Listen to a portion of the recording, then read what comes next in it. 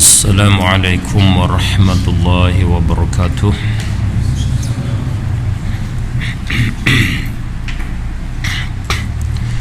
A'udzu billahi minasy syaithanir rajim. Bismillahirrahmanirrahim.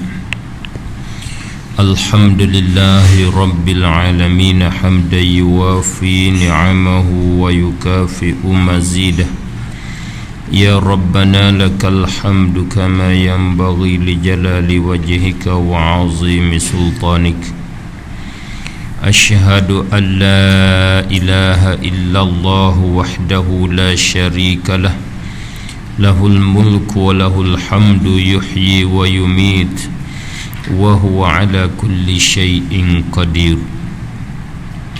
Wa ashhadu anna sayyidana wa habibana wa maulana Muhammadan abduhu wa rasuluh alladhi arsalahu bil huda wa dinil haqqi liyudhhirahu 'ala ad-dini kullih walau karihal kafirun. Allahumma salli ala sayyidina Muhammad wa ala ali sayyidina Muhammad kama sallaita ala sayyidina Ibrahim wa ala ali sayyidina Ibrahim innaka Hamidum Majid. Allahumma barik ala sayyidina Muhammad wa ala ali sayyidina Muhammad kama barakta ala sayyidina Ibrahim wa ala ali sayyidina Ibrahim innaka Hamidum Majid. Allahumma hdina fi man hadait وعافنا في من عافيت وتولنا في من توليت وبارك لنا فيما أعطيت وقنا برحمتك شر ما قضيت. اللهم إنا نسألك رضاك والجنة وما قرب إليها ونعوذ بك من سخطك والنار وما قرب إليها.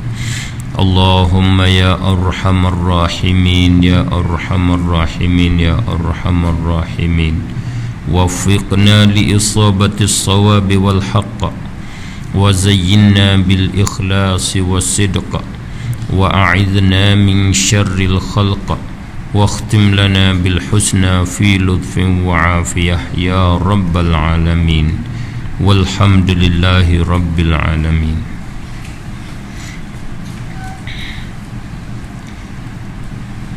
Kita mari sambung pelajaran kita melalui kitab Kharidah Al-Bahiyah pada bait yang mana?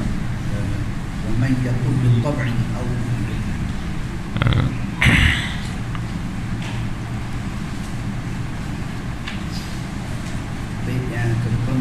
ke-26.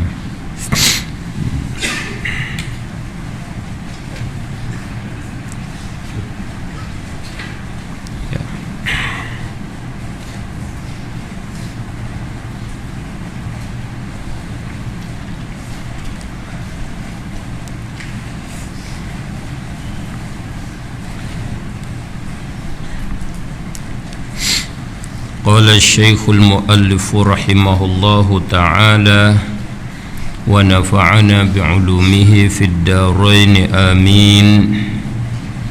Wa man yaqul bit-tab'i aw bil-'illah fadhaka kufrun 'inda ahli al-millah.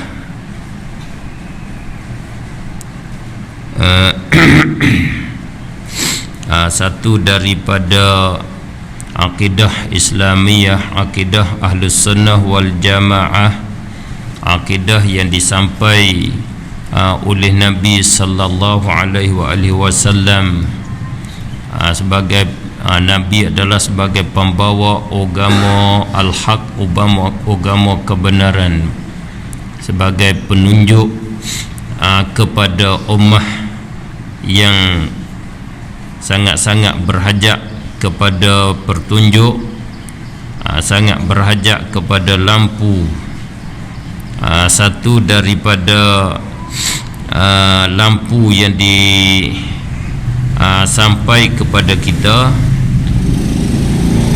iaitu kita mesti mengaku bahwasanya tidak ada taksir, tidak ada asar dan ta'thir bagi yang lain daripada Allah Subhanahu wa ta'ala. Baik yang sebelum kita belajar wal fi'li fat ta'thiru laysa illa lil wahidil qahhari jalla wa ala. Itu bait yang dulu. Semua perbuatan memberi bekas tidak ada melainkan bagi Allah al-wahid, Tuhan yang satu. Asar, kesan, pecah kaca, tidak ada melainkan daripada Allah Subhanahu wa ta'ala. Itu nama asar, nama dia kesan. Memberi kesan itu taksir, memecahkan kaca. Itu pun Allah Subhanahu wa ta'ala. Itu lampu, itulah akidah yang benar. Ada di sana mereka yang mengatakan, yang beriktikad dengan akidah yang sesat. Ada taksir, ada asar bagi yang lain. Apa hukum kita? Ini pengarang kita kata, wa may yaqul, dan barang siapa ataupun dan siapa-siapa yang berkata ia. Maksud berkata di sini bukan berkata semata-mata dengan lidah, berkata yakni beriktikad. Kata dengan hati dia, kata dengan diri dia, kata dalaman dia. Siapa yang berkata bil tab'i, siapa yang berkata dengan tabi'at, yakni ta'thirus syai' bil tab'i, memberi bekah oleh sesuatu perkara ataupun terkesan sesuatu perkara bitab'i, dengan tabi'at bagi satu perkara. Ada di sana satu kelompok yang sesat, nama dia ahlul dalal, ahlul zaighi, orang yang cenderung daripada kebenaran, tak ikut jalan benar, dia ikut jalan yang cenderung yang sesat lah. Sepatut dia ikut jalan lurus, dia ikut jalan tepi, jalan bias. Itu fa ammal ladzina fi qulubihim zayghun fayattabi'una ma tashabaha minhu. Orang tak ikut jalan lurus, tak ikut kaedah yang betul. Itu orang yang tak ikut jalan yang lurus, itu kata ahlul dalalah, orang yang sesat, orang yang berada di dalam kegelapan kufur, di dalam kesesatan. Ada di sana dia berkata terhasilnya sesuatu, terkesannya sesuatu bitab'i, dengan tabi'at, au bil illah, atau berkata dengan illah, memberi bekah sesuatu dengan illah dia, memberi bekah sesuatu dengan sebab illah, ataupun terkesan sesuatu dengan sebab illah. Siapa yang berkata begitu, fadzaka kufrun, hukumnya maka bermula yang demikian itu perkataan boleh kufrun, ialah perkataan kufur. Isim isyarat zaka musyarun ilaih, dia mafhum daripada yaqul. Qala yaqulu qawlan, kembali isyarat kepada qaul yang dipaham daripada kata yaqul. Fadzalikal qawlu, maka bermula iaitu perkataan, berkata seperti demikian, beriktikad dengan demikian, itu adalah kufrun, kufur. I'tiqad itu adalah i'tiqad kufur, pegangan kufur, wal a'yadza billah. bila i'tikad kufur, mereka yang beriktikad begitu kafir, orang yang kufur. Hukum kufur inda ahli millah, di sisi ahli bagi agama yang sempurna, iaitu agama Islam. Alif lam lil kamal, al millah, agama yang sempurna, agama yang betul. Di sisi sekalian ulama Islam, hukum kata pegangan tersebut, i'tikad yang tersebut adalah i'tikad kufur.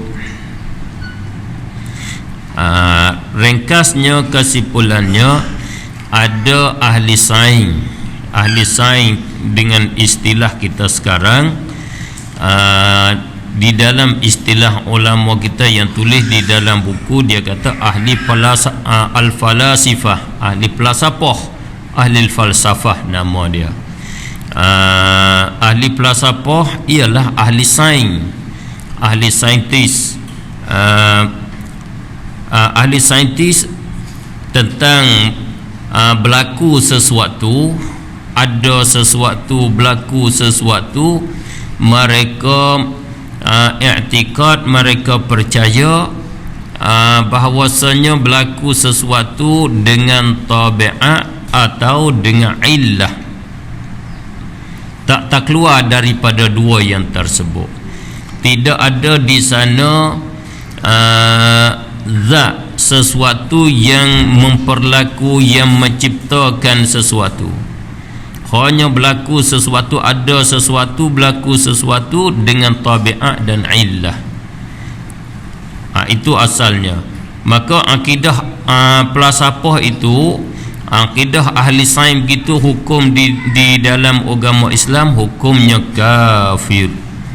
Oleh kerana demikianlah Imam Al-Ghazali rahimahullahu ta'ala, dia menolak, dia tulis satu kitab tolak pendapat ahli sains, ahli falsafah, Tahafutil Falasifah. Apakah dia tabiat, apakah dia illah? Kat situ pula kita kena belajar. Dengan secara kesimpulan ringkas, at-tabi'ah ditafsir dengan zat, memberi bekah, memberi kesan dengan jalan tabiat, dengan jalan zat. Maksud dengan kata zat,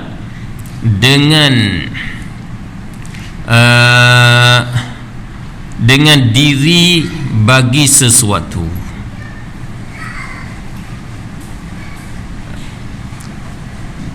Contohnya, terbakar sesuatu perkara, terbakarnya kertas, terbakarnya kayu, terbakarnya rumah, terbakarnya kereta. Terbakar sesuatu adalah bukan di sana ada yang mengangus, yang membakarkan, yang menghasilkan terbakar itu. Hanya hasil terbakar, hasil hangus itu dengan api. Apilah yang menganguskan kertas. Api menganguskan kertas dengan tabiat api. Bahasa Arab panggil tabiat api. Apa tabiat api? Yakni dengan zat api, diri api sendiri. Api itu tabiat dia, diri dia, semula jadi di tubuh dia, di badan dia itu, dia bersifat dengan menganguskan. Tak hajat kepada dia sendiri mengangus. Api bukan dia sendiri nak mengangus. Dia tak ada kandak, dia tak ada nak menganguskan. Tetapi oleh kerana diri dia, tabiat dia, semula jadi dianya bila dia sentuh dengan satu perkara, maka perkara itu otomatiknya terhangus, otomatiknya terbakar.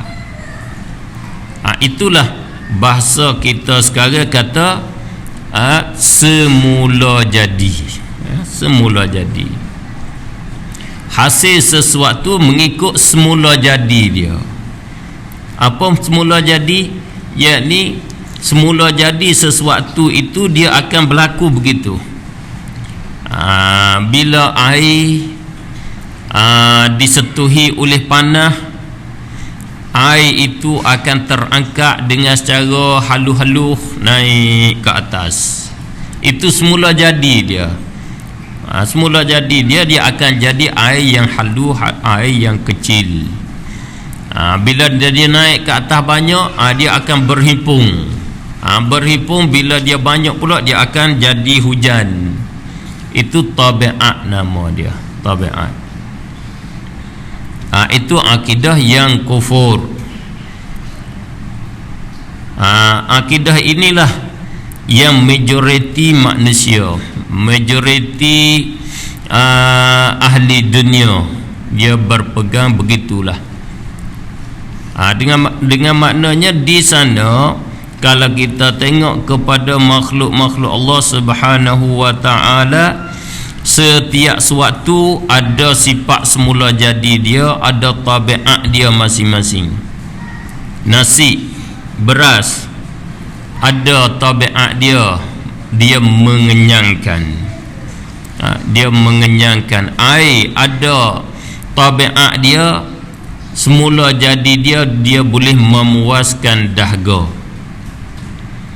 Perkara yang tajam, semula jadi dia melukakan. Begitulah. Semula jadi sifat dia, diri dia tu bersifat dengan begitu.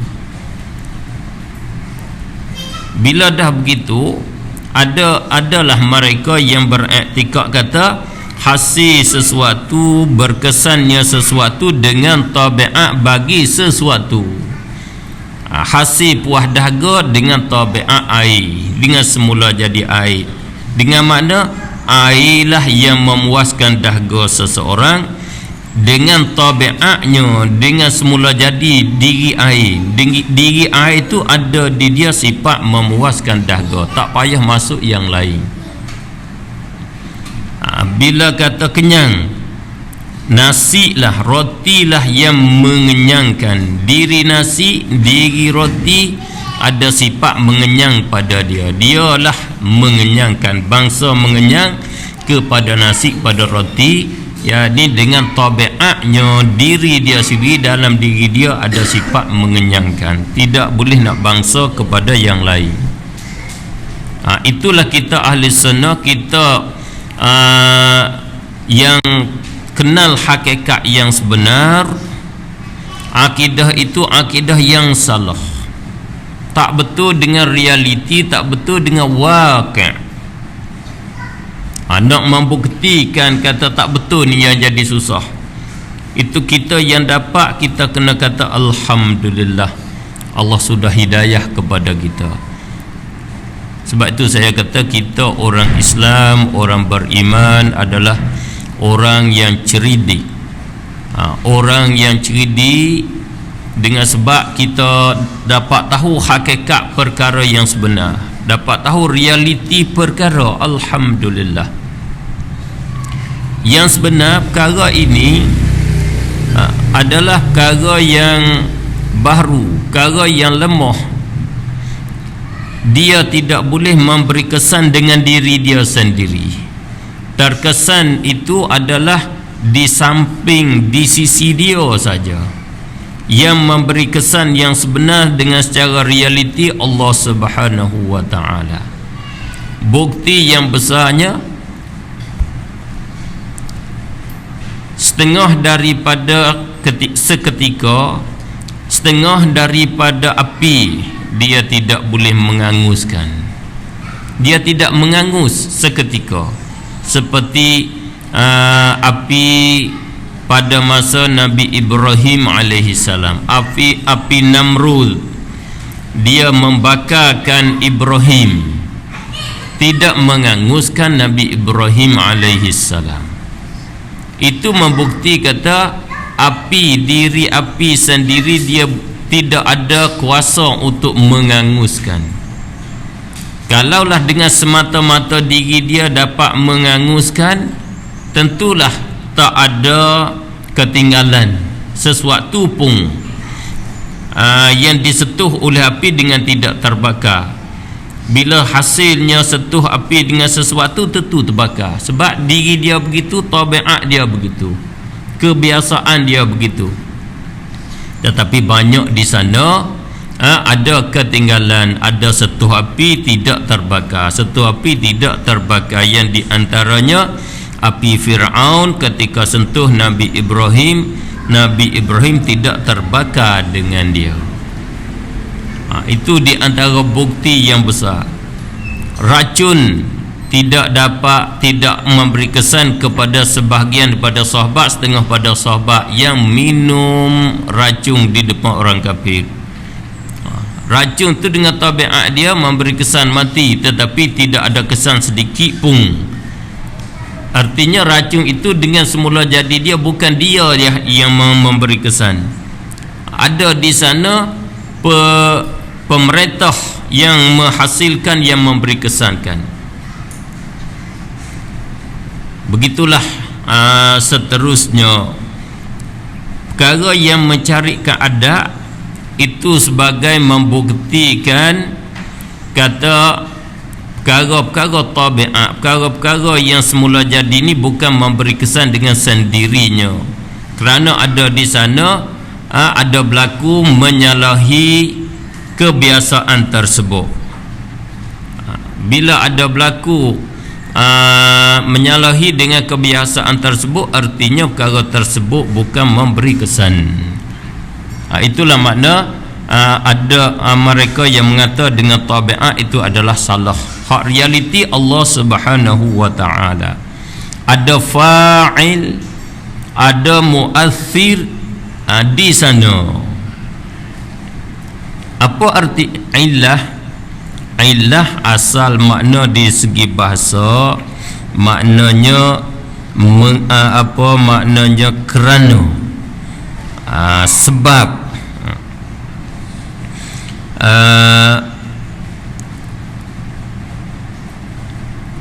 hasil sesuatu dengan illah, yakni jadi sebab bagi ada sesuatu. Sesuatu jadi sebab bagi ada sesuatu dengan tidak ada usaha, dengan tidak ada ikhtiar, dengan tidak ada perbuatan yang lain. Contohnya seperti ada gerak cicing, dengan sebabnya ada ilahnya gerak jari. Gerak jari itu jadi sebab bagi gerak cicing. Cicing bergerak tidak berhajat kepada yang menggerakkan. Tidak ada di sana yang menggerak, hanya bergerak cicing itu hanya dengan ada sebab saja. Ada satu perkara jadi sebab. Itu nama illah, nama dia. Illah iaitu dengan sebab, ataupun dengan kata lain tuan guru saya, dia kata illah adalah makna ikut, turut, dengan jalan turut saja. Bila ada gerak jari, ikut, di masa sama ikutlah geraknya cicing. Gerak cicing ikut bagi gerak jari. Dengan mana lazim, bila gerak jari, geraklah cicing. Tidak ada yang menggerakkan dia. Maka sesuatu di dalam alam ini, wa imanya dia jadi tabiat untuk jadi hasil sesuatu, ataupun dia jadi ilah bagi hasil sesuatu. Perbezaan di antara ada sesuatu dengan jalan ilah, ada sesuatu dengan jalan tabiat, di sisi ahli falsafah, di sisi ahli sains yang salah ini dia ada beza. Bila di sisi orang kata hak semula jadi ni, hak dengan jalan tabiat, dia kata nak hasil sesuatu dengan jalan tabiat ini mesti ada syarat dan mesti ternapi mani'. Kena di tabiat itu, nak ada dengan jalan tabiat itu mesti ada syarat-syarat dia dan kena ternapi perkara-perkara yang menegah. Contohnya api, dengan terbakar sesuatu. Terbakar sesuatu dengan tabiat api mesti kena ada syarat. Bukan semata api itu jadi terbakar terus. Syaratnya satu, kena bersentuh antara api dengan sesuatu. Itu syarat dia, kena bersentuh. Artinya walau bagaimana kena ada syarat. Syarat tu kita mengetahui tidak mengetahui itu lain hal, lain kira. Maknanya mesti kena ada syarat. Itu sebagai contoh. Dan mesti ternapi mani', ternapi perkara yang menegah, yang menghalangkan. Kena tidak ada perkara-perkara yang menghalang, seperti basahnya sebelah perkara yang disentuh. Kena jangan ada basah, ternapi basah.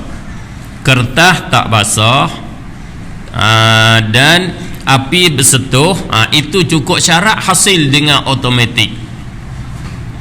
Adapun ada sesuatu dengan jalan illah, dengan tidak ada syarat, tidak ada ternapi mani'. Bila hasil sesuatu yang jadi sebab, hasillah selalu sesuatu yang lain, hasillah kesan itu. Mereka mengaku, mereka i'tikad bahawasanya ada alam ini dengan jalan illah, iaitu ada satu sebab. Bila ada sebab tu tak payah ada yang lain, alam ini ikut ada selalu dah. Itu nama dia ada dengan jalan illah. Maka berlaku sesuatu di alam ini tidak terkeluar daripada dua cara ini di sisi mereka. Itulah kata di sisi ahli sains. Sebab tu mereka boleh buat kajian. Buat kajian sebab apakah berlaku begini, sebab apa berlaku begini. Mereka cari sebab, mereka cari illah. Sebab gepanya bombing, sebab apanya corona. Semua tu mereka cari sebab. Di sisi kita ahli sunnah, di sisi kita ahli millah, di sisi kita ahli agama yang mengaku ketuhanan kepada Allah Subhanahu wa taala, yang ialah yang betulnya, yang ialah al-haqnya, yang benar, yang realitinya. Tabiat dan illah itu adalah susunan perbuatan Allah, ataupun dengan kata lain, cara-cara Allah menciptakan sesuatu. Sunnatullah, cara Allah memperlakukan sesuatu. Dia nak membakar, Allah nak membakarkan sesuatu, dia membakar melalui api. Bila ada api, sentuh api tidak basah, Allah menganguskan. Bila dia nak bagi kenyang sesuatu, dia bagi makanan kepada sesuatu, dia bagi kenyang. Dialah cara susunan dia. Itu nama sunnatullah, nama dia. Cara Allah, cara perbuatan Allah, cara penyusunan Allah, cara tadbir Allah. Nak jadi kerajaan, kena dun kita tu ramai. Begitu saja. Itu panggil penyusunan merintah. Pemerintah dia susun begitu. Bila dah kita ramai, kita nak buat, nak ambil projek mengikut suara ramai. Begitu saja. Allah Subhanahu wa taala ada cara dia yang kita tak tahu hikmah, yang kita tak tahu sebab, dengan secara halus, dengan secara detailnya. Dia ada susung. Di antara hikmah yang kita dapat tahu betul tak betul, Allah Subhanahu wa taala alam, serah kepada Allah Subhanahu wa taala. Hikmatnya dia nak memuliakan Bani Adam, dia nak mempermudahkan kepada Bani Adam, kerana dia menjadi ke semua ni untuk anak Adam ke semua, untuk kita. Kita tak tahu Allah nak berlaku macam mana kita tak tahu. Kita tak tahu qada dan qadar Allah Subhanahu wa taala.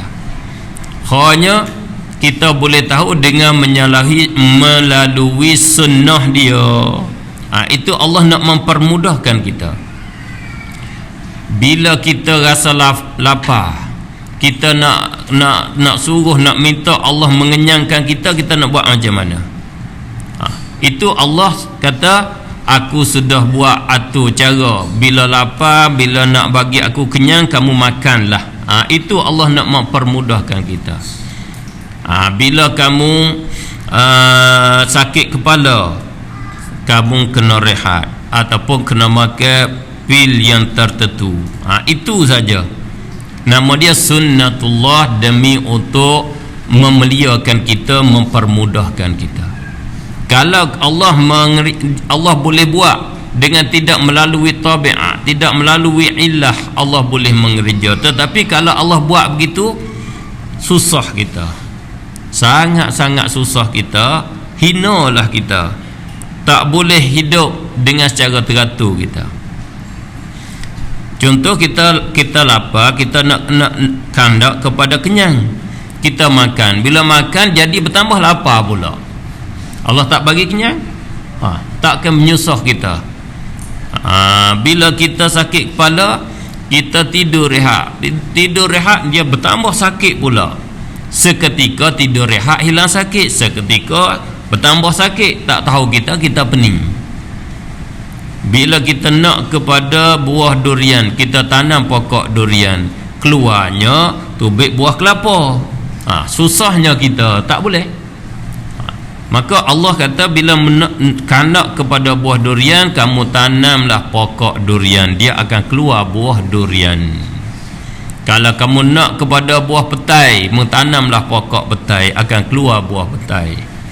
Kalau kamu tanam pokok jerai, tak akan keluar pokok petai. Begitulah hikmat yang kita boleh tahu secebis sedikit daripadanya, yang Allah ajar kita. Di sana hikmat Allah yang banyak yang kita tak tahu. Allah yang alim, yang sangat-sangat mengetahui. Akidah ni mesti jaga.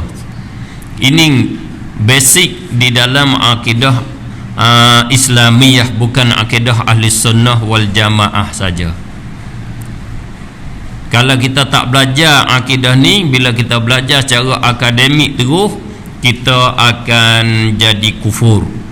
Orang akademik dia mengajar, ada sesuatu, berlaku sesuatu dengan dua perkara ni lah, dengan tabiat, dengan jalan illah, dengan tabiat, dengan jalan illah, wal iyadza billah. Ini kita alhamdulillah syukur pada Allah. Allah bagi kepada kita akidah yang benar, agama yang benar.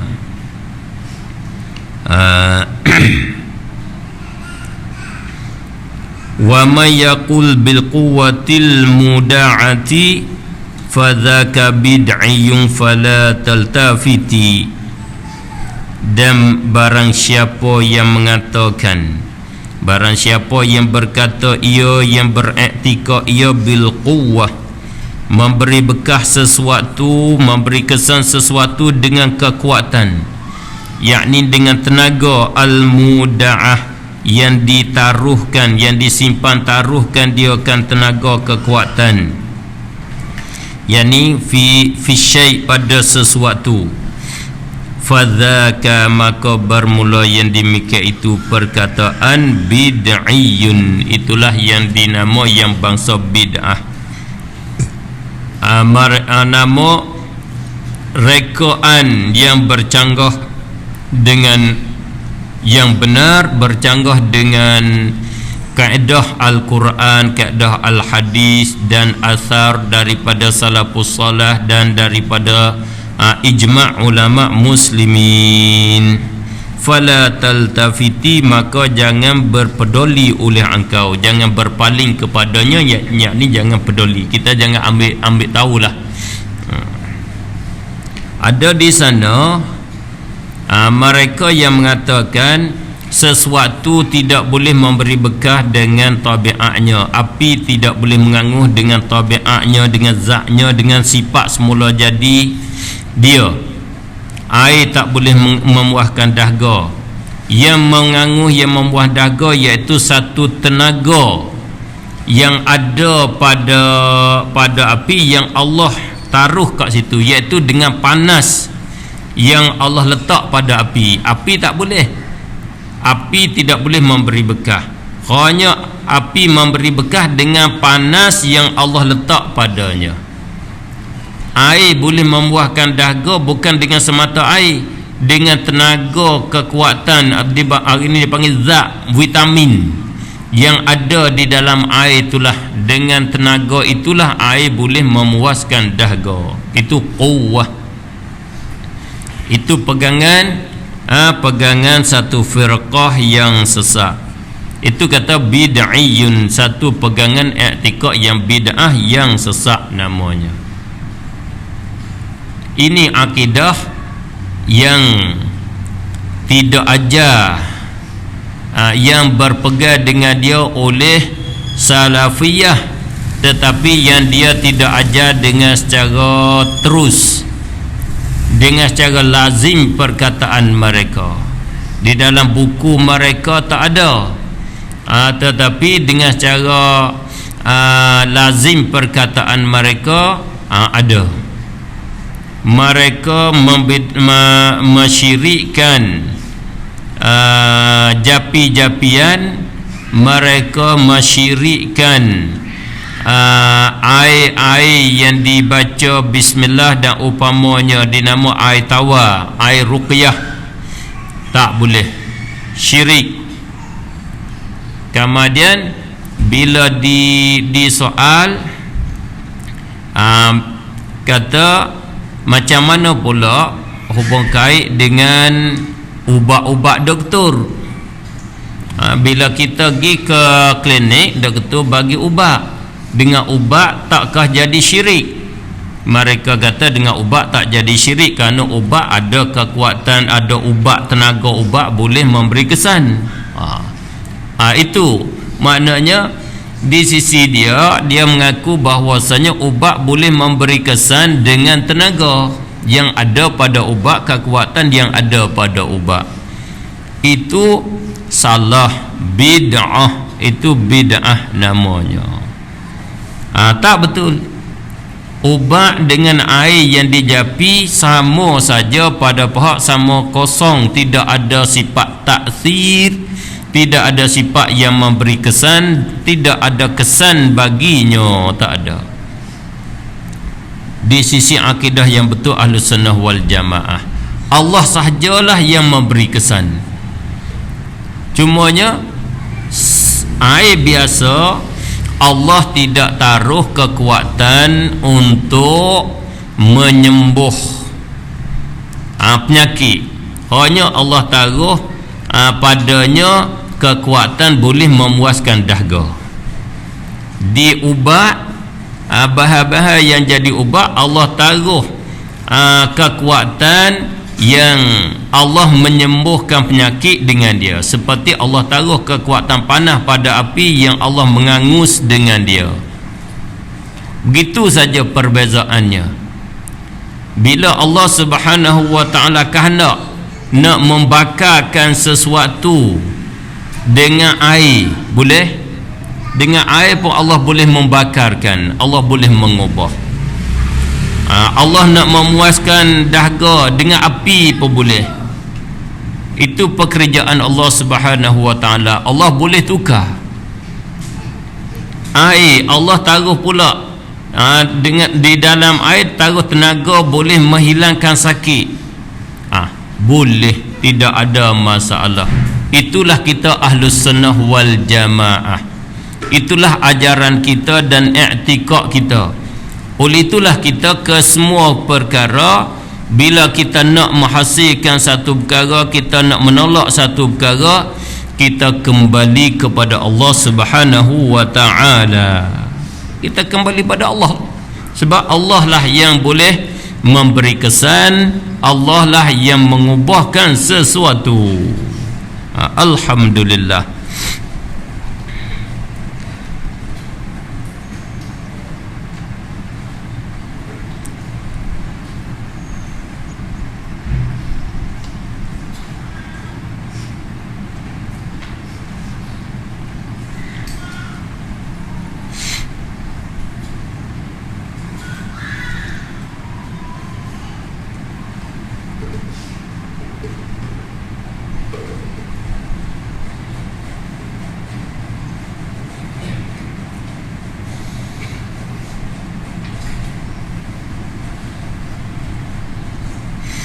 Lau lam yakun muttasifan biha lazim huduthuhu wa huwa muhalun fastaqim.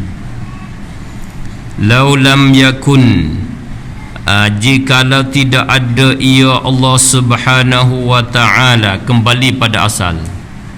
Kalau Allah Subhanahu wa ta'ala tidak muttasifan, yang bersifat ia biha dengan dia, kalau Allah tidak bersifat dengan sifat-sifat yang tersebut, yakni sifat salbiyah, dengan sifat qidam, dengan sifat baqa, dengan sifat mukhalafah, dengan sifat qiyamuhu, dengan sifat wahdaniyah. Lima-lima itu kalau Allah tidak bersifat dengan dia, lazima huduthuhu, lazim oleh baharunya Allah Subhanahu wa ta'ala. Tentu Allah baharu. Kalau dia tidak qidam, tentu dia baharu. Kalau dia tidak baqa, tentu dia baharu. Tak qidam, ada dia kamadian daripada tak ada, tentu baharu.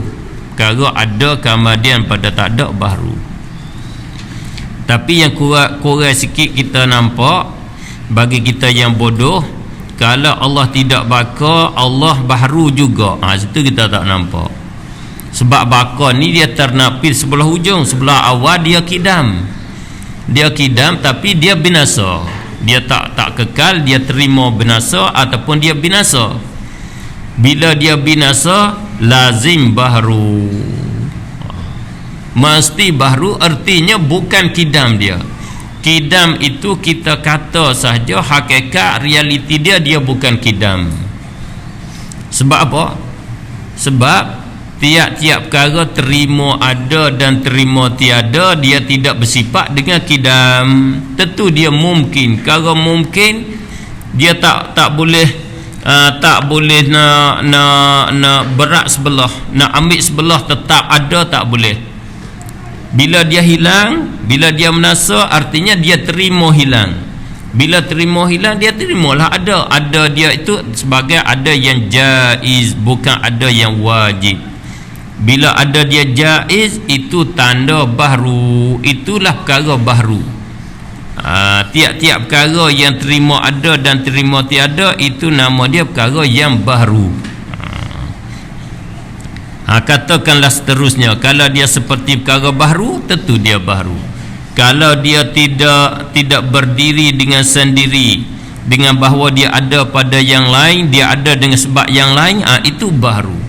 Kalau dia bukan satu, dia berbilang, dia berbilang 2, 3, tentulah dia baharu. Allah Subhanahu wa ta'ala baharu. Bila dia baharu, wa huwa da'iya huduthuhu ta'ala muhalun, ialah perkara yang mustahil. Kita kenal kata baharu Allah mustahil, itulah erti kenal Allah. Kalau orang kata Allah baharu, dia kata oh boleh jadi Allah baharu, orang itu belum kenal Allah.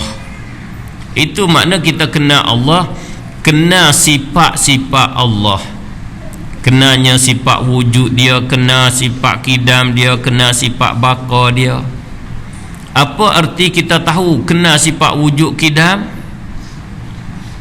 Kita tahu hukum sifat. Itu kesimpulan dia. tahu hukum sifat, hukum sifat wujud, hukum sifat qidam. Apa hukum tu? Hakikat kenal Allah sungguh, kenal hukum sifat. Siapa tahu sifat tidak tahu hukum, belum lagi kenal Allah. Allah ada ke tak ada? Ada. Apa hukum ada Allah? Kat situ baru kenal. Semata ada Allah tak kenal lagi. Ada Allah, adakah ada dia itu imkan? Adakah ada dia itu wujub? Adakah ada dia itu mustahil, istihalah? Jawab, ada Allah ialah wujub. Ada dia sebagai ada yang tak terima ternafi. Qidam Allah apa hukum? Wujub. Bahru Allah apa hukum? Mustahil. Kalau kata bahru Allah, hukum dia imkan, jawaz, harus, tak kenal Allah. Itu makna kita mengetahui hukum sifat. Sifat yang wajib, hukum dia wujub. Sifat satu sifat yang lain, sifat yang lawan wajib, ialah hukum dia istihalah. Kena tahu istihalah sesuatu terhadap Allah, wujub sesuatu terhadap Allah, jawaz sesuatu bagi Allah. Itulah baru kenal Allah. Perkara ni wujubkah bagi Allah? Adanya, kuasanya. Lemah Allah, apa hukum dia? Wujubkah, istihalahkah, jawazkah? Allah bergerak. Allah bergerak, apa hukum? Haruskah? Nama dia jawaz.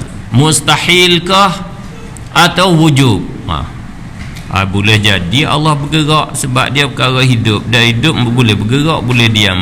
Tak kena hukum sifat nama dia. Bila tak kenal hukum sifat, tidak kenal Allah Subhanahu wa ta'ala. Maka kita kena kenal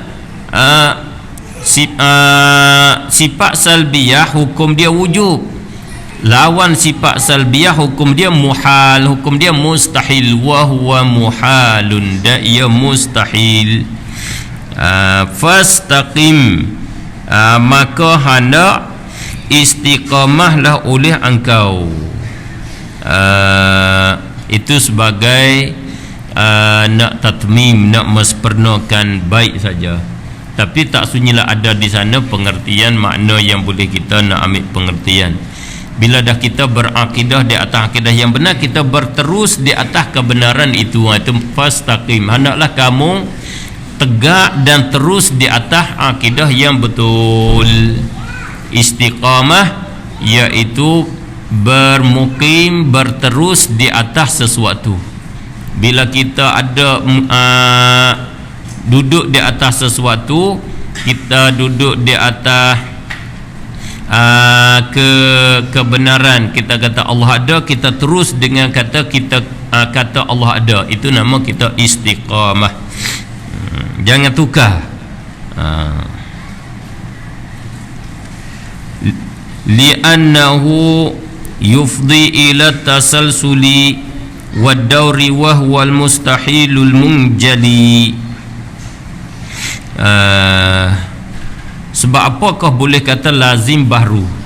Ilak bagi lazim bahru. Li'annahu, kerana bahawa sungguhnya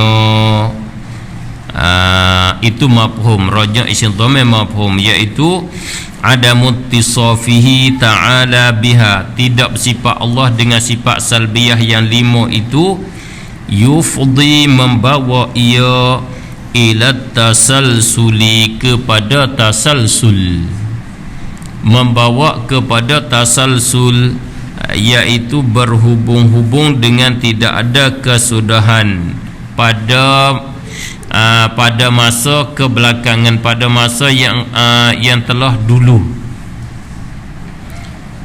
Kalau Allah tidak kidam, tentu Allah baharu. Bila Allah baharu, tentu ada yang mengadakan dia.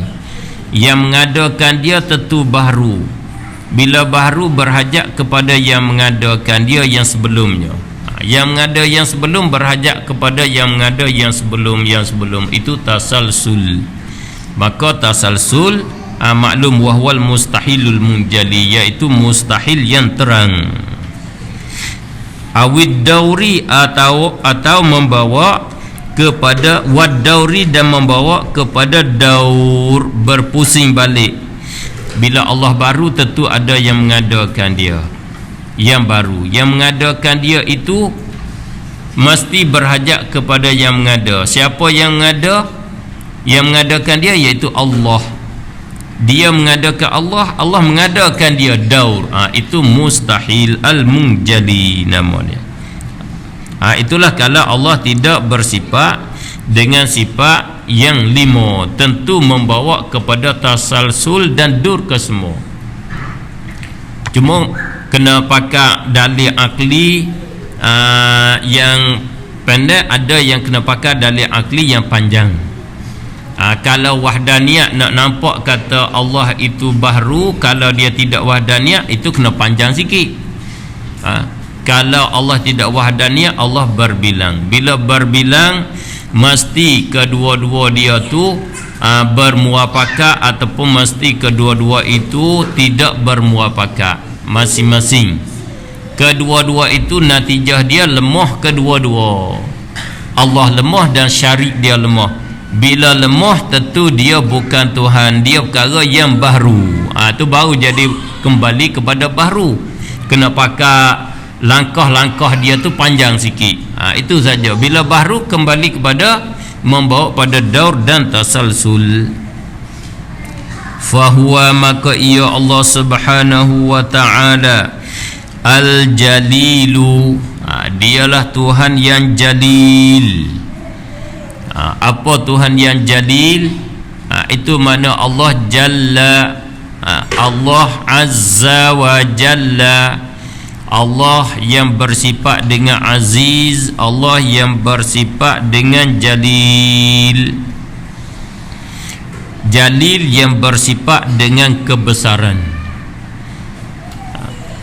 yang bersifat dengan kebesaran. Maksud yang bersifat dengan kebesaran, yakni besar keadaannya, besar keadaan Allah subhanahu wa ta'ala. Makna keadaan, keadaan bukan makna zatnya, besar keadaannya. Makna dia ni tak boleh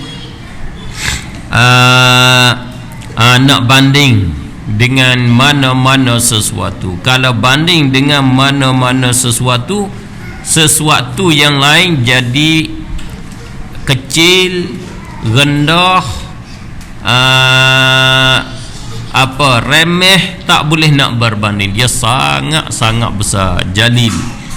Boleh ditafsir dengan bahasa Arab kata apa dia panggil, azimu sya'nih, yang besar keesaannya, keadaannya. Sifat dia besar, tak boleh nak kita, tak sampai kita nak fikir. Itu Allah al-jalil. Allah bersifat dengan jalalah. Siapa yang bersifat dengan jalalah yang lain pada Allah? Tidak ada. Tidak ada. Bolehkah kita nak mensifatkan dengan jalalah kepada lain daripada Allah? Bolehkah tak boleh? Kita nak periksa. Bolehkah tak boleh kita nak kata lain daripada Allah bersifat dengan jalalah? Tentu tak boleh. Kalau kita mensifatkan jalalah kepada lain daripada Allah, apa hukum? Syirik. Oleh itu orang Wahabi syirik ke semuanya. Sebab apa? Dia mengaku raja-raja dia sahibul jalalah. Raja Pahak dia sahibul jalalah. Raja Abdul Aziz dia sahibul jalalah. Sahibul jalalah apa? Ampunya jalalah. Nama jalil, sahibul jalalah. Syirik ke tak syirik orang Wahabi? Dia kata dia tak syirik. Itu kata kepada Raja Sahibul Jalalah, mensifatkan dengan sifat Allah. Ini Jalalah munasabah dengan Raja, bukan munasabah bukan Jalalah Allah. Tak syirik pula kalau dia. Kalau kita sifatkan Nabi dengan sifat-sifat Allah, sifat yang dibangsa pada Allah, kita bangsa pada Nabi, syirik. Kita dalam zangi sifat kepada Nabi dengan sifat-sifat yang tinggi, dia kata syirik pula. Itu sifat Allah, tak boleh sifat lain pada Allah, syirik. Apa ni? Apa arti?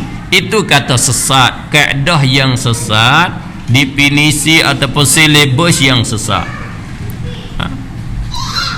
Seketika silibus tula syirik, silibus tula tidak syirik.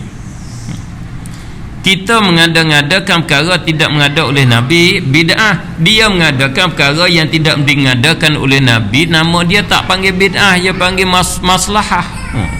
Tukar nak perkara sama, kenapa orang lain bid'ah, kita tidak bid'ah? Itu kata sesatnya.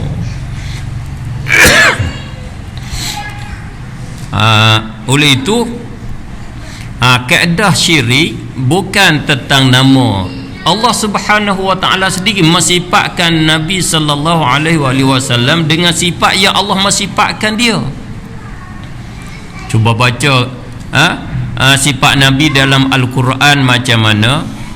Di antaranya ayat yang di penghujung yang selalu jadi wirid kita, amalan kita, di penghujung surah At-Taubah, bukan? Laqad ja'akum rasulun min anfusikum azizun alaihi ma anittum harisun alaikum bil mu'minina raufur rahim. Rauf itu takkan nama Allah, Ra'fah takkan sifat Allah, Rahim bersifat rahmah tidakkah sifat Allah.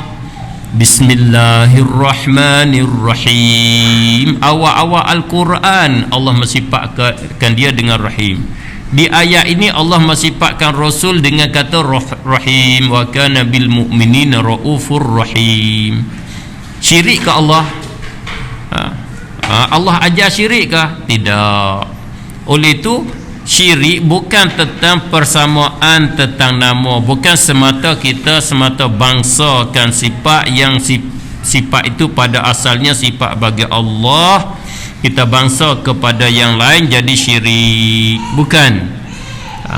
Itu kaedah kita ahli sunnah. Nak jadi syirik, kita menjadikan sesuatu itu Tuhan, kita mengata sesuatu itu bersifat dengan sifat ketuhanan, sifat yang khusus bagi ke Allah.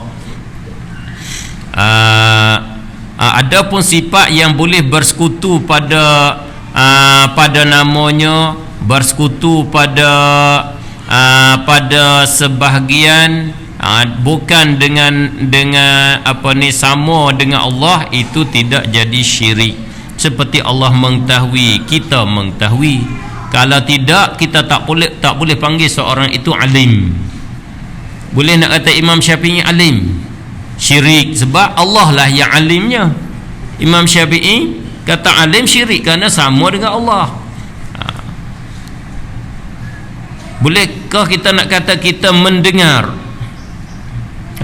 Allah sami', Allah mendengar, kita kata kita mendengar, syirik. Habislah kita, tak ada yang tak jadi syirik.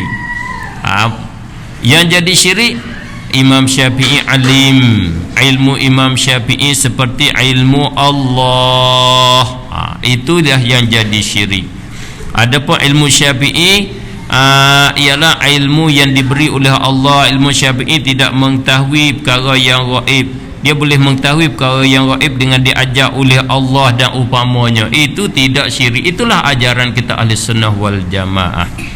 Sebab tu silibus yang betul, silibus ahli sunnah wal jamaah. Siapa tinggal ahli sunnah, sesat tentu-tentu selalu. Silibus ahli sunnah, silibus yang betul. Ada hari ni orang nak tukar, di negara kita nak tukar silibus ahli sunnah kepada silibus yang lain, wal'iyadzabillah. Nak tukar tauhid 3 kepada tauhid 3, nak tukar silibus, sesak tentu-tentu. Tak sesak hari pertama, hari yang ketiga akan sesak. Tak sesak hari yang ketiga, hari yang ketujuh akan sesak. Akan jumpa dengan kesesatan tentu-tentu. Hari pertama tak apa lagi lah, semacam orang main apa menega direct seal dan umpamanya tu. Hari pertama bolehlah pitih, hari kedua bolehlah pitih, hari yang ke-30 habis ke pitih-pitih dan habis sampai kepada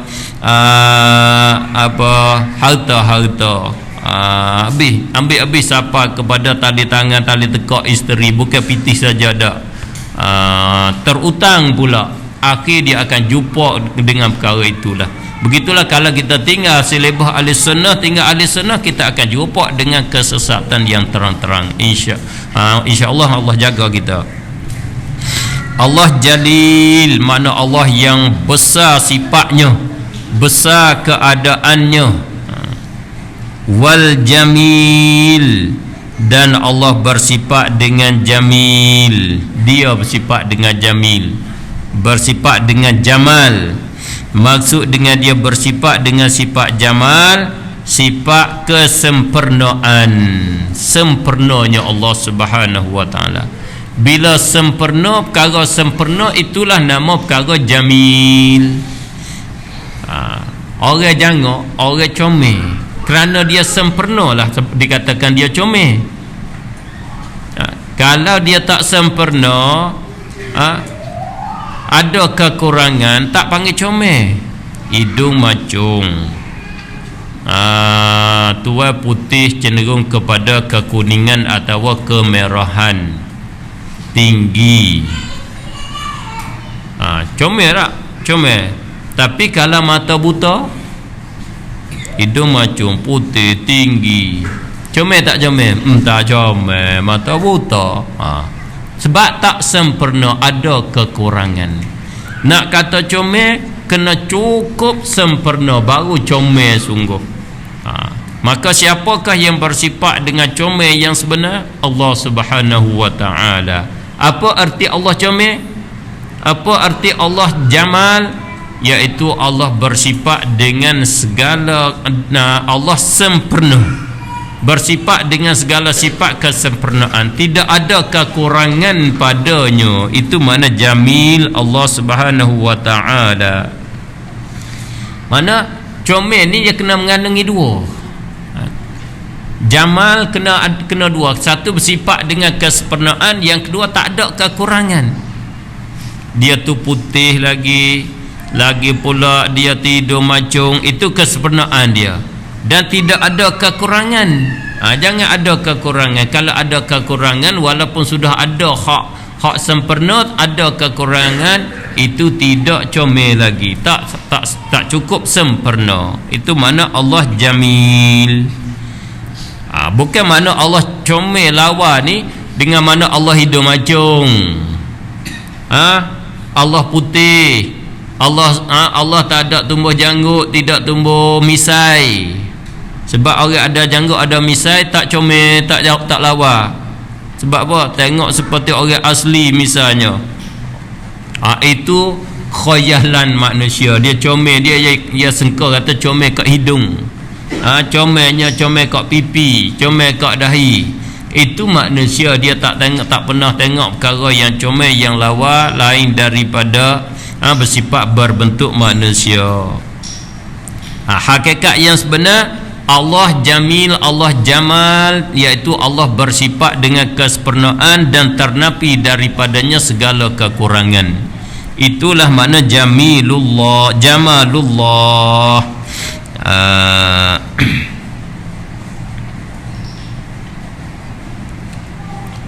Lagi pula wal waliyu, dan Allah yang bersifat dengan wilayatil umur. Wali ambil daripada istiqaq, daripada wilayah. Wali nama isim wasaf, ambil daripada waliya yali wilayatan. fahuwa waliyun. Ambil kat situ wilayah. Wilayah makna memerintah. Al-wali yang memerintahkan segala pekerjaan, semua pekerjaan, semua perkara yang berlaku, dialah yang memerintah. Dikatakan dia al-wali. Dan lagi halus di dalam akidah dan di dalam cakap bahasa Arab, dia kata fahuwal jalilu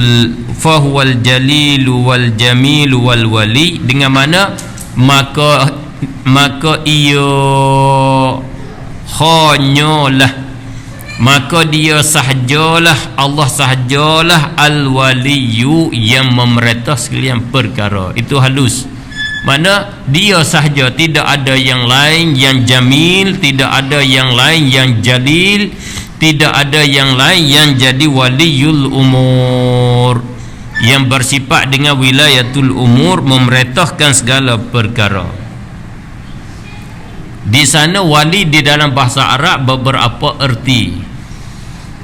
Yang sah dibangsa kepada Allah Subhanahu wa taala, yang boleh kita nak sifatkan Allah dengan erti itu. Di antara wali dengan makna nasir, penolong. Allah sebagai jadi penolong, pembantu. Mereka-mereka yang dapat kemenangan adalah dengan Allah membantukan mereka. Dia saja yang membantu untuk dapat kemenangan. Itu satu pada wali.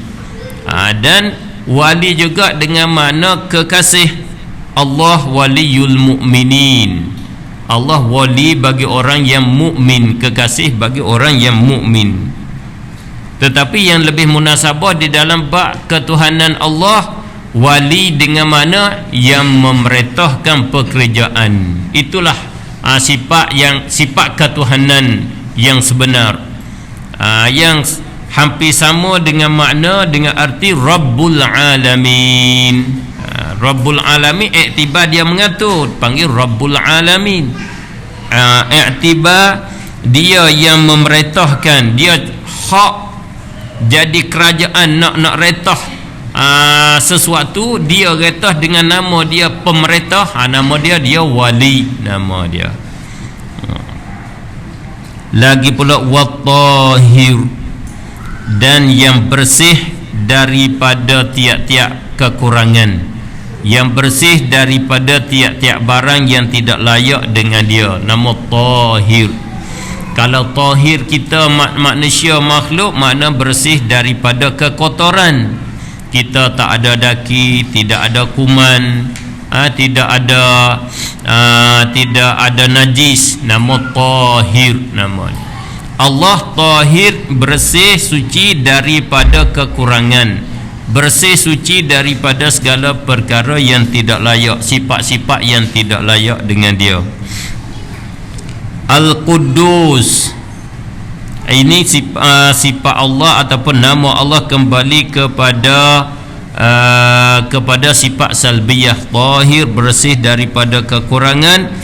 Al-Quddus, Quddus ambil daripada Al-Quds atau Qudasah.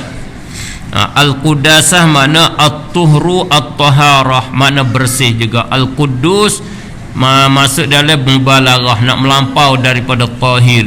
Sangat-sangat ataupun maha bersih, maha suci, sangat-sangat bersih daripada kekurangan, daripada barang yang tidak layak.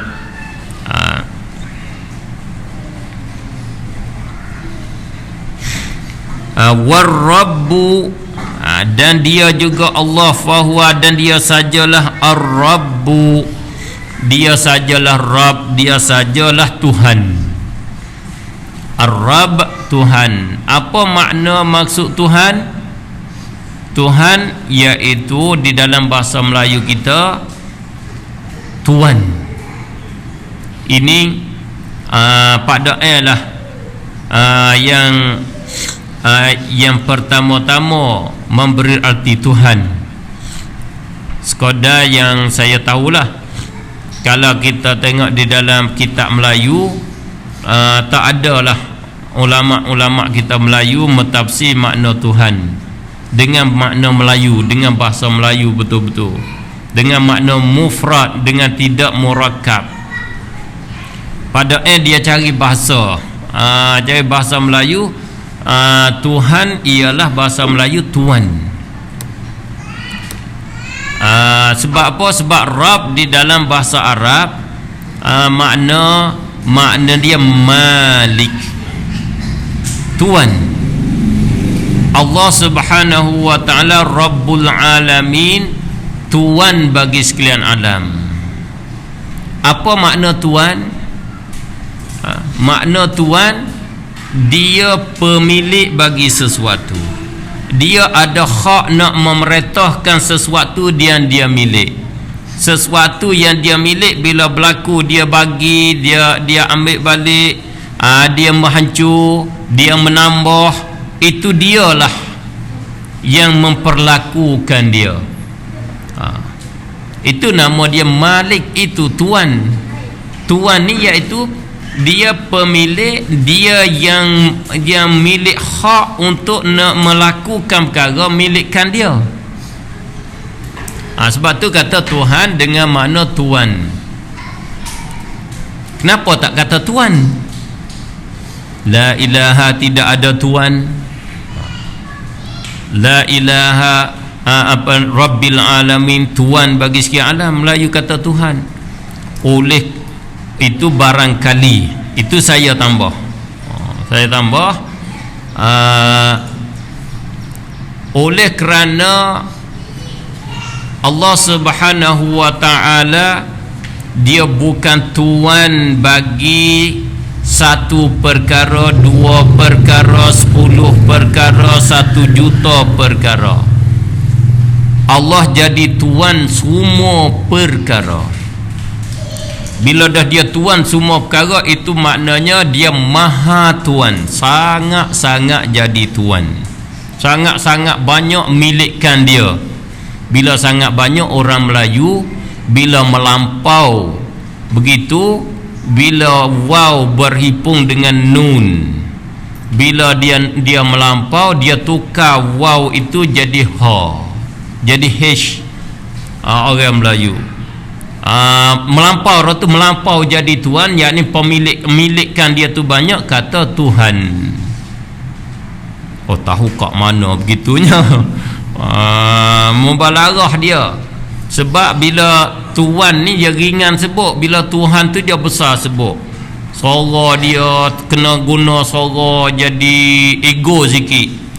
Jadi Tuhan bunyi banyak gitu. Hubung kait makna dengan suara. Bahasa Arab sangat pentinglah makna dengan suara, dia ada hubung kait. Kita belajar adalah ilmu suara, ilmu panggil pula bahasa Arab.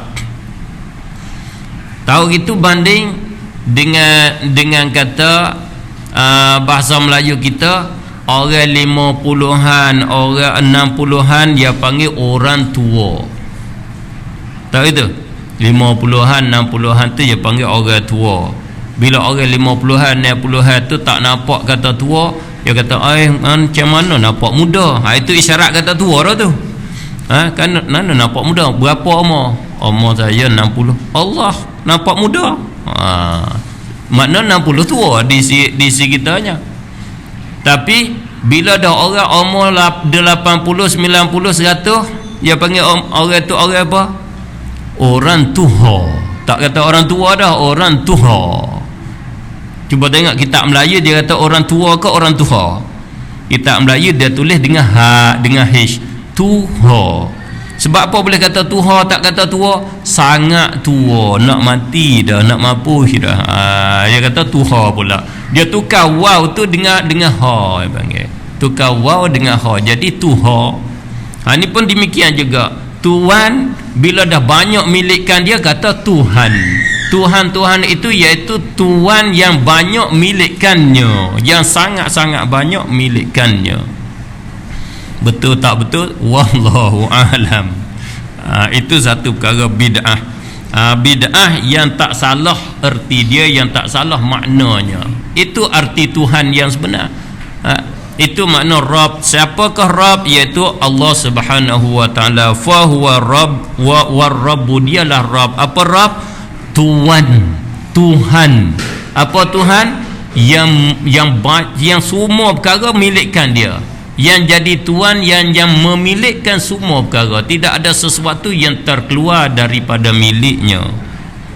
Dan juga Rabb ni makna dia yang luas. Di sana makna Rabb, dia makna mudabbir, dia yang mengaturkan semua perkara.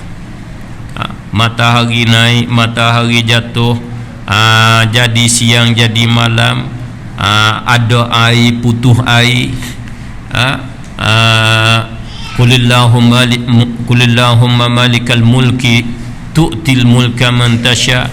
Dialah memberi kerajaan kepada mereka yang dia kehendak.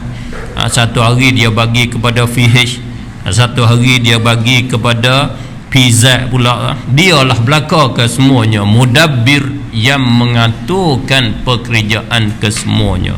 Itu Rabb. Mana Rabb ni kita boleh mana habis dia merakumi ke semua. Tiap-tiap perkara yang duk berlaku ke semua ni, dialah Rabbnya.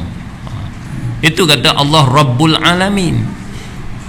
Ringkas kenal Allah ialah kita kenal kata dia Rabbul Alamin. Itu ringkas. Sebab itulah ulama kita kata semua isi Al-Quran terkandung di dalam Al-Fatihah. Di dalam Al-Quran ada ilmu tauhid ke semua. Di dalam Al-Quran ada akidah Islamiyah ke semua. Ada iman ke semua. Maka iman itu mari terhimpun, tercantum di Al-Fatihah. Maka akidah yang tercantum kat mana? Tercantum pada Rabbil Alamin. Siapa kenal Rabbul Alamin, kenalah Allah Subhanahu wa taala. Kita nak memperkenalkan Allah dengan cara ringkas, kita memperkenal dengan kata Allah Rabbul Alamin. Allah ialah Rabbul Alamin. Apa Rabbul Alamin? Dia pemilik bagi sekalian alam. Dia pengatur bagi sekalian alam. Tidak ada perkara yang berlaku melainkan dialah yang mengaturnya. Itu kenal Allah. Kenyang, perkara berlaku. Siapa yang memberi kenyang? Allah. Mati, satu perkara berlaku. Siapa yang memberi mati? Allah.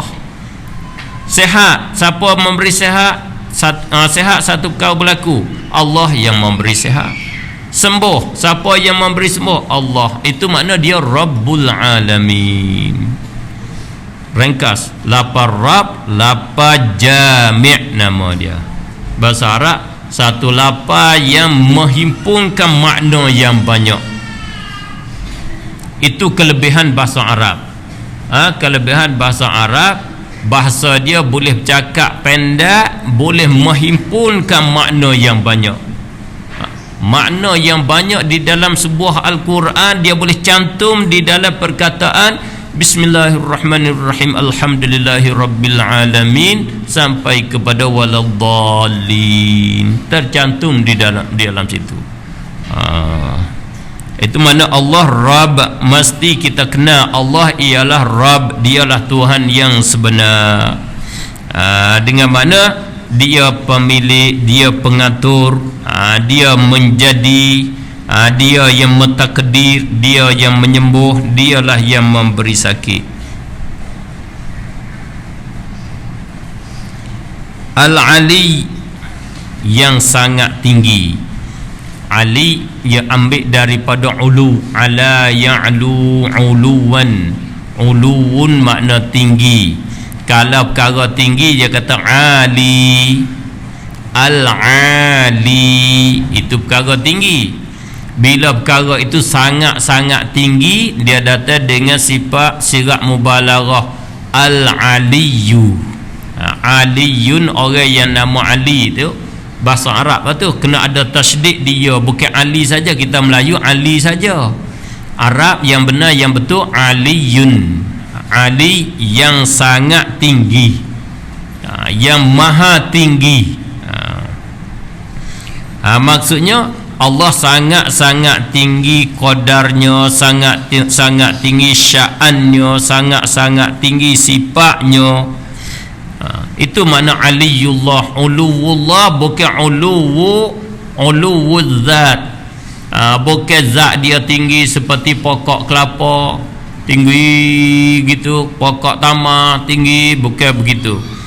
Tinggi keadaannya, keesaannya, tak boleh nak banding. Kuasa dia tak boleh nak banding. Ilmu dia tak boleh nak banding. Sangat-sangat tinggi ilmu Allah. Kekuasaan Allah sangat-sangat tinggi. Sifat basar Allah sangat-sangat tinggi. Adakah di sana perkara yang boleh terlindung, yang boleh melindungkan basar Allah? Satu perkara yang Allah tidak melihat, tak boleh. Walau nak duduk kat mana pun. Bagaimana ulama kita kata, semut yang hitam berada di atas batu hitam, di dalam waktu kelam, di dalam kelam, itu pun Allah melihatnya. Mana bagaimana ke sifat basar Allah? Itu mana ali, ulu, tinggi, tak boleh kita nak sifatkan sifat basar Allah Subhanahu wa ta'ala. Sangat-sangat tinggi. Munazzahun 'anil hululi wal jihah walittisali linfisali wassafah.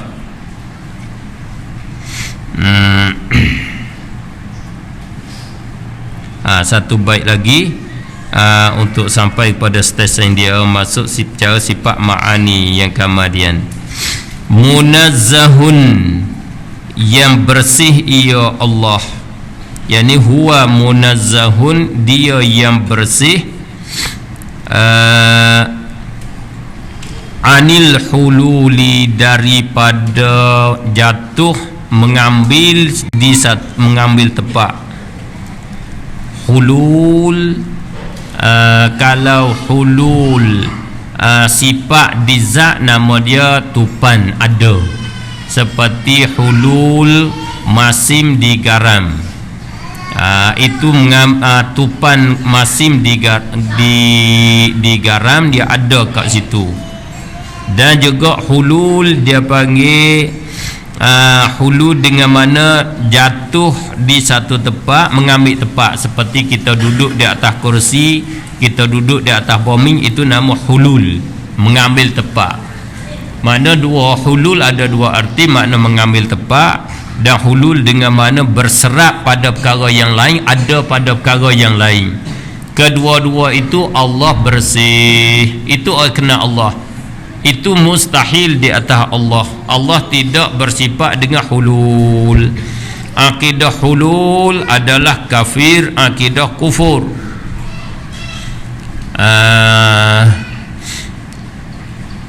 Siapa i'tikad Allah ada di dalam sekalian perkara ataupun di setengah-setengah perkara. Allah ada di dalam air, tidak ada di dalam pokok. Allah ada dalam pokok, tak ada di dalam binatang. Ataupun Allah ada di semua perkara, berserap di dalam semua perkara. Itu nama i'tikad hululiyah. Akidah hululiyah, i'tikad hulul, kafir.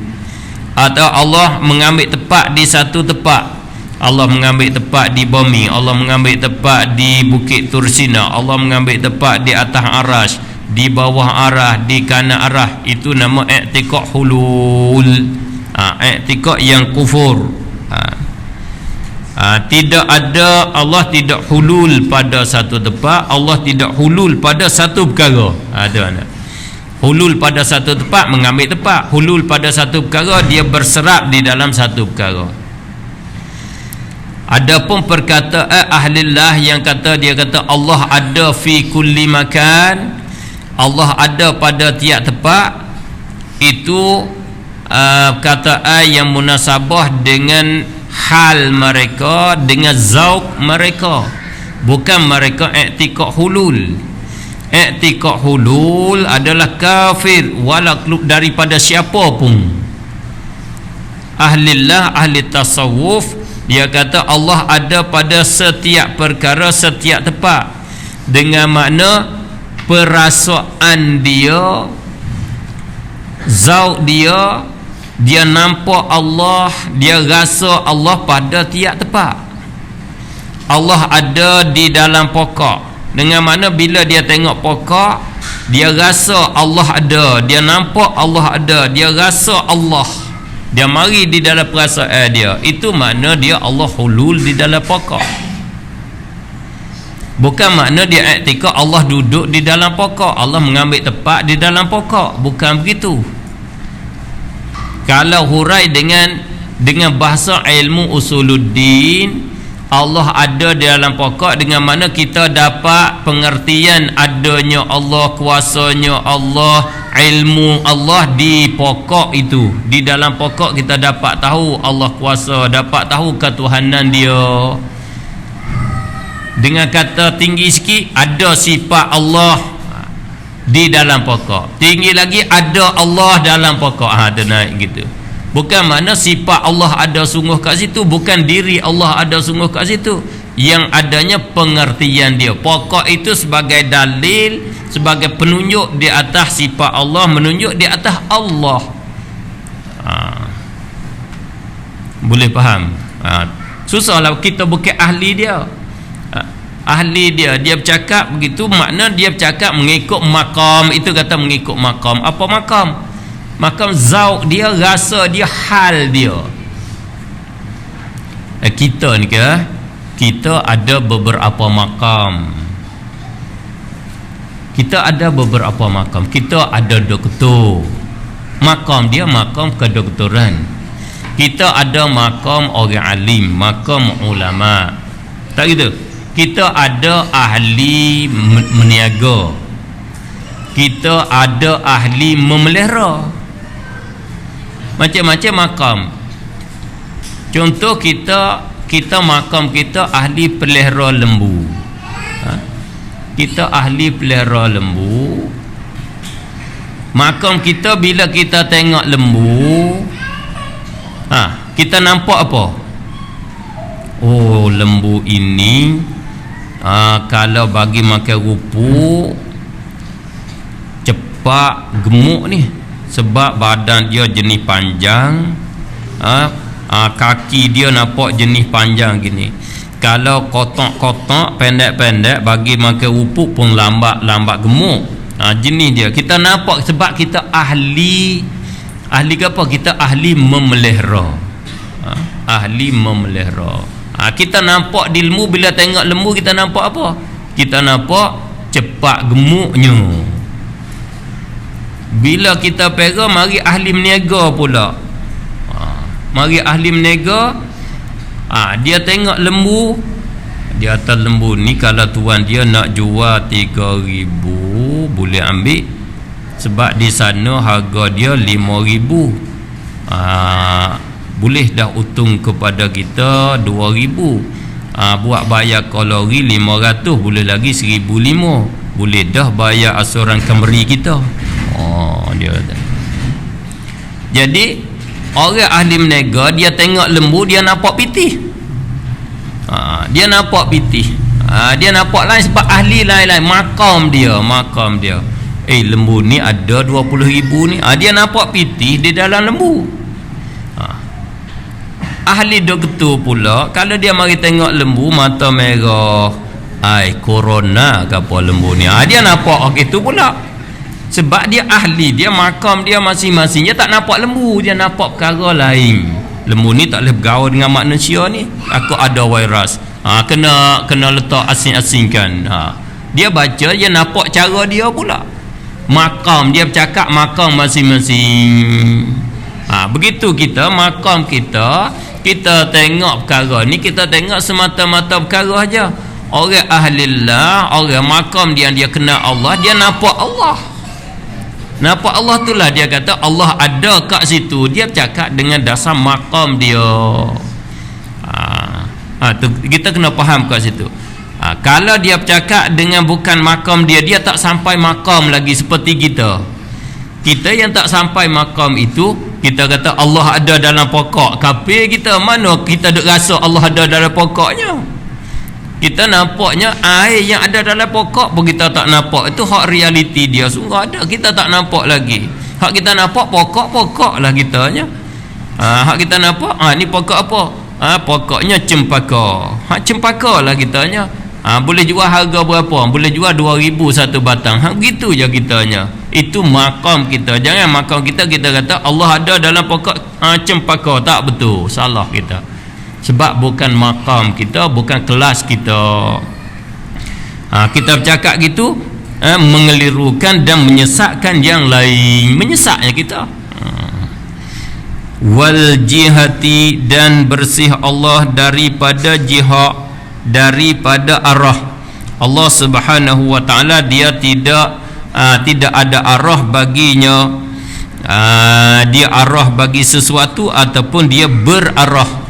Dia ada kirinya, kanannya, depannya, belakangnya, atasnya, bawahnya, tidak. Dan dia tidak berada di arah bagi sesuatu, di atas sesuatu, di bawah sesuatu, di kiri sesuatu, di kanan sesuatu, tak ada.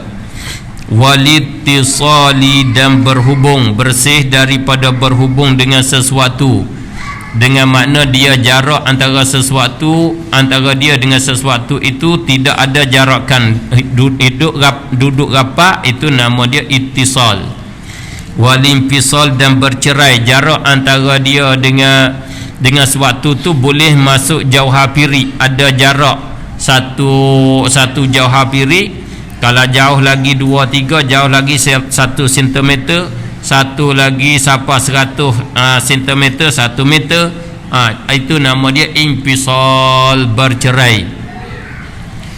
Batu ulama kita ahli sunnah wal jamaah seperti Imam Baihaqi di dalam Al-Asma'i was Sifat, Imam Abu Hanifah dia mengaku kata Allah Ar-Rahmanu 'alal 'arsy istawa, Allah istiwa 'alal 'arsy, la an tariqi, bukan daripada jalan al-masafah, bukan dengan mana jalan jarak, makna jarak antara Allah dengan arah bertetap ataupun ada jarakan, berhubung dan bercerai, bukan. Dia istiwa alal arsy, mengikut apa yang dia kata dia istiwa. Wallahu a'lam. Arti istiwa bukan ada jarak antara Allah dengan arasy. Bersih Allah daripada ittisal dan al-infisal, dengan makna Allah tak boleh kita nak kata dia berhubung dengan alam, tak boleh nak kata dia yang bercerai daripada alam. Wasafahi, dan pula bersih Allah Subhanahu wa taala daripada safah. Safah ni makna bodoh, tidak bijak sana, tidak cerdik. Allah bodoh, buat sesuatu dengan tidak ada hikmah, letak sesuatu dengan tidak betul, dengan tepat yang sepatutnya. Itu nama bodoh. Sepatutnya perkara ni letak kat sini, dia pergi letak kat lain. Itu dia panggil safah. Seperti orang yang guna pitih tu. Guna pitih tak pandai, nama safah. Dia pitih dia banyak, dia ambil tahuk di dalam laut, dia ambil tahuk di dalam telaga. Itu nama apa? Safih. Orang yang bodoh asal makna, yang tak pandai guna harta. Dia ambil pitih dia bakar api, itu nama safah. Itu bodoh namanya. Sebab tu orang Malaysia ni ramai lagi yang bodoh. Sebab apa? Sebab dia banyak duk bakar pitih dia. Betul, marilah kita mengatasi masalah bodoh, kebodohan ini. Kita kena mengatasi. Jangan kita bakar pitih kita. Nama kita orang sapi, orang yang bodoh. Kita ambil munasabah bertukar masa tepat kona lak ni, tepat kona ni kita mengona belaka lah, pakat-pakat mengona belaka. Mengona pergi kat mana pula tu kau kira. Sebab hak duk hadap dah tu salah dah. Cuba kona ke lain pula. Takut-takut nak betul jalan. Harap-harap betul jalan. Allah Subhanahu wa taala dia yang mengaturkan semua perkara dengan bijak sana. dengan dia alim, sangat mengetahui, lagi pula dia hakim. Bila dia mengatur perkara begitu, itu makna dia tidak safah, tidak bersifat dengan bodoh, tak pandai mengatur. Allah alimun hakim. Maknanya bila ternapi safah, dia bersifat dengan ilmu, bersifat dengan hikmah. Nampak tajuk tu setakat itulah. Nampak masuk testing lain. Thummal ma'ani sab'atun lirra'i ay ilmuhul muhitu bil asya'i. Wallahu subhanahu wa ta'ala a'lam.